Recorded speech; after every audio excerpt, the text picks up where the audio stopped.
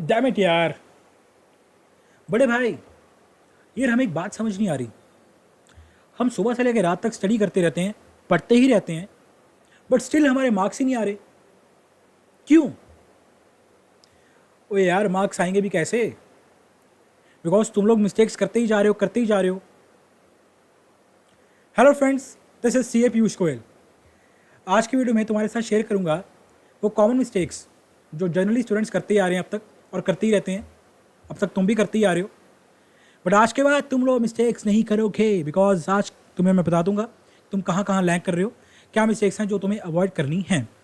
Video को अंत तक देखना। चलते हैं सीधा वीडियो की तरफ।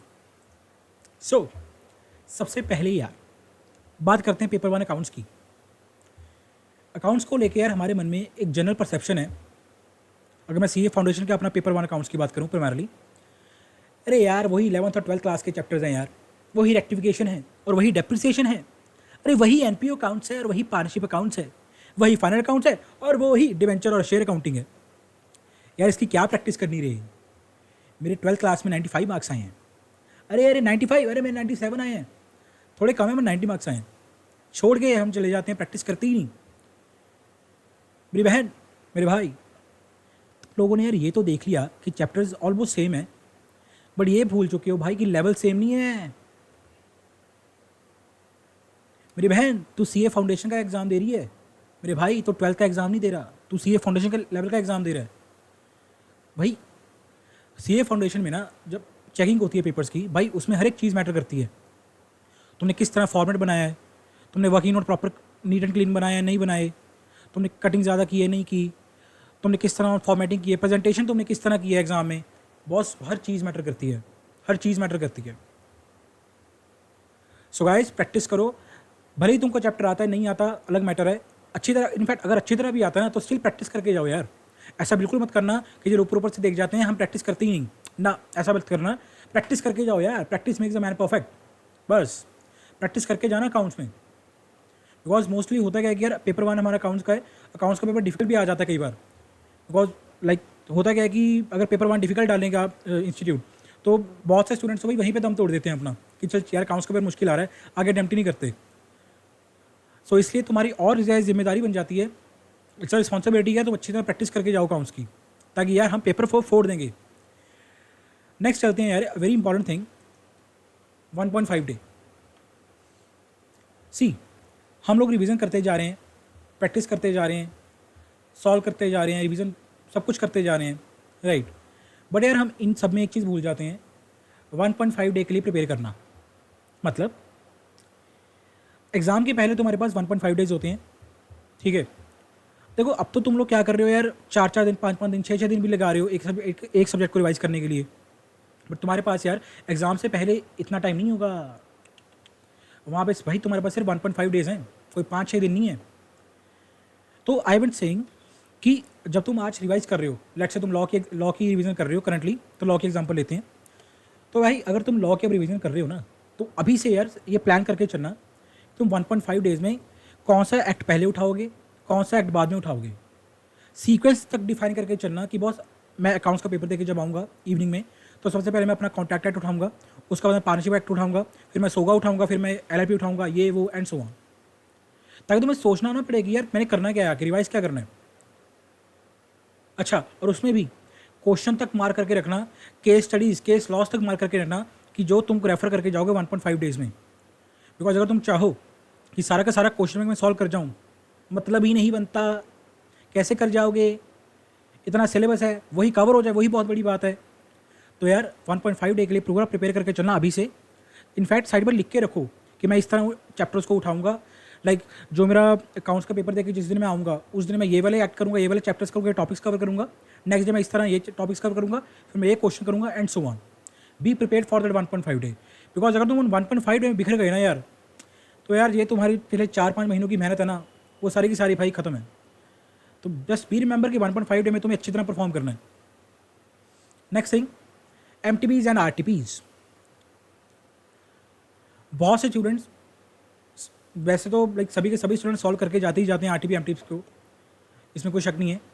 बट स्टिल यार देर आर सम स्टूडेंट्स, मैंने काफ़ी स्टूडेंट्स ऐसे भी होते होंगे, होते भी हैं, मैंने देखा भी है, जो अपने अटैम्प्ट का आरटीपी एमटीपी सॉल्व करके ही नहीं जाते। रीज़न बताता हूँ क्यों। उनको लगता है कि यार लेट्स से हमारा सितंबर 25 में एग्ज़ाम है, अब आईसीएआई ने हमारे लिए आरटीपी इशू किया, एमटीपी इशू किया। अब यार आईसी ऐसा क्यों करेगी कि उसी आरटीपी एमटीपी से क्वेश्चन डाल देगी? ये तो सिंपल बात है ना यार कि हर कोई बंदा आरटीपी एमटीपी सॉल्व करके ही जाएगा।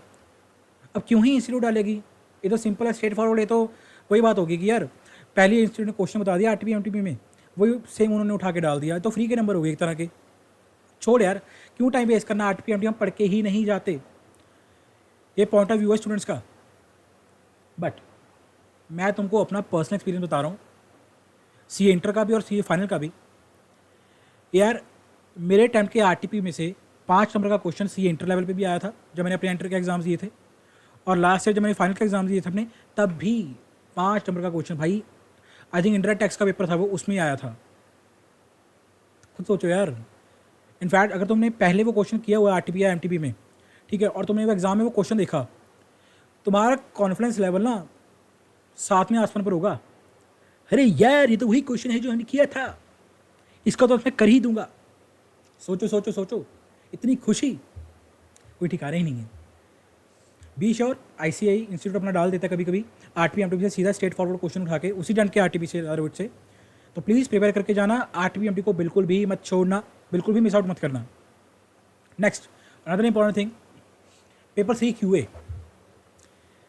अब दिक्कत क्या आती है क्यूए में? लाइक एक तो दिक्कत थी मैथ्स की, स्टैट्स की, एलआर की, तीनों के तीनों यार मोस्टली नए सब्जेक्ट्स हैं, हमको आते नहीं है। स्टिल हमने किसी तरह वी मैनेज इट, हमने सीखा, सॉल्व किया, सब कुछ सीखा, और हमसे अब सॉल्व होते हैं questions, we are able to solve the questions. But एक दिक्कत कम वक्त आ रही है यार कि टाइम कम रह जाता है हमारे पास। क्या करें अब इसका यार?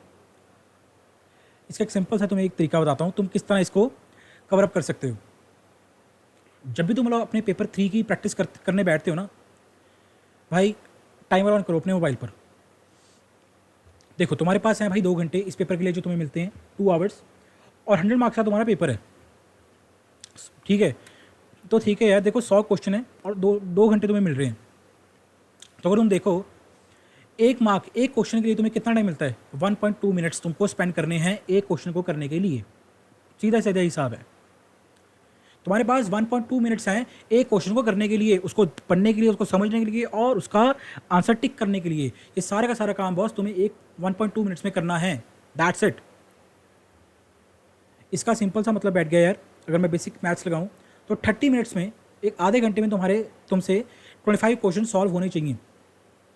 जब भी तुम लोग क्वेश्चन सॉल्व कर रहे हो अपने पेपर 3 क्वांट का, टाइमर लगाओ 30 मिनट्स का, और अपने आप को टारगेट दो कि भाई मेरे को 25 क्वेश्चन, 25 क्वेश्चन मेरे को 30 मिनट्स में सॉल्व करने ही करने हैं। मैं कह रहा हूँ पहली बार करोगे नहीं होंगे, घंटा भी लग सकता है, दूसरी बार करोगे शायद फिर 1 घंटा लग जाए, बट जब तुम करते जाओगे ना, लाइक तुम्हारे पास 1 महीना पड़ा है अभी, प्रैक्टिस करोगे करोगे करोगे भाई, तुम लोग, पक्की बात है, इतनी प्रैक्टिस जब तुम कर लोगे ना तो तुम्हारा डेफिनेटली यार टाइम इतना ज़्यादा मैनेज होगा, शायद तुम आधे घंटे से पहले ही सॉल्व कर लो 25 क्वेश्चन। आई होप तुम्हें क्लियर होगा मैं क्या कहना चाह रहा हूँ। लास्ट टिप जो तुम्हें मैं देना चाहता हूँ यार, एक मिस्टेक जो तुम्हें मैं बताना चाहता हूँ बच्चों को, जो जो नॉर्मली स्टूडेंट्स करते हैं, लॉ में गलत सेक्शन को कोट करना। अब इतने सारे सेक्शंस हैं, इतने सारे एक्ट हैं लॉ में, एलएलपी है, पार्टनरशिप है, कंपनीज है, कॉन्ट्रैक्ट है, सोगा है, कितने सारे एक्ट हैं। अब इतने सारे सेक्शंस हैं, बड़े भाई हमें किसी ने कहा था कि अगर हम सेक्शन कोड करके आते हैं तो यार हमें अगर एक स्टूडेंट है उसने सेक्शन नहीं कोड किया, और एक स्टूडेंट है जिसने सेक्शन कोड किया है, तो डेफिनेटली सेक्शन कोड करने वाले के मार्क्स ज़्यादा आएंगे। ये हमें किसी ने कहा था, जिसने भी कहा है बिल्कुल सही कहा है, इसमें कोई भी गलत बात नहीं है। ऑब्वियसली यार जिस बच्चे ने सेक्शन याद किया है उसने एक एक्स्ट्रा एफर्ट डाला है, तो उसको यार डेफिनेटली मार्क्स तो मिलेगा। बट भाई ऐसा मत करना कि सेक्शन कोड करके आना ही आना है। सेक्शन कोड करना, सही सेक्शन कोड करना, गलत सेक्शन मत कोड करना रे।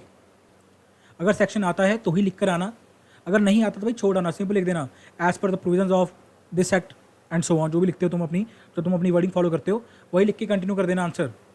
गलत सेक्शन मत कोड करना, क्योंकि गलत सेक्शन, देखो सेक्शन कोड करने के ज़्यादा नंबर नहीं कटेंगे, पर गलत सेक्शन कोड करने के पूरे नंबर ही कट जाएंगे। Just make this clear. तो ये एक छोटी सी वीडियो यार, कुछ मिस्टेक्स जो लाइक मैंने देखी हैं जो स्टूडेंट्स करते हैं, सोचा तुम्हारे लिए एक वीडियो बना दूं यार, तुम्हें अवेयर कर दूं कि ये मिस्टेक्स तुम मत करो। आई होप तो वीडियो अच्छी लगी होगी।